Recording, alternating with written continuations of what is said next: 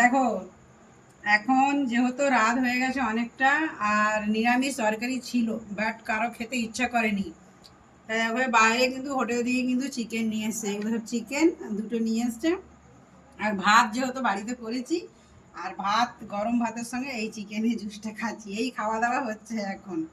তো যাই হোক, আমার কিন্তু এইটা ওটা স্বাদ লাগেনি, যেহেতু ঝালটা সেরকম ভাবে নেই, হালকার মধ্যে আছে, চলে যাবে, বাচ্চা টাচ্চা খেতে পারবে। তো এখন রাতের বেলা কিন্তু আমরা এই খাবারটাই খেয়ে নিচ্ছি। কাঁচা লঙ্কা দিয়েছে, আর এখানে কিন্তু দেখো পেঁয়াজও দিয়ে দিয়েছে, পেঁয়াজটা দুটো টুকরো করে নিয়ে দিয়েছে, পেঁয়াজটা খাবো, ব্যাস এইটুকু, এই খাওয়া হচ্ছে। চলো খেয়ে নিই।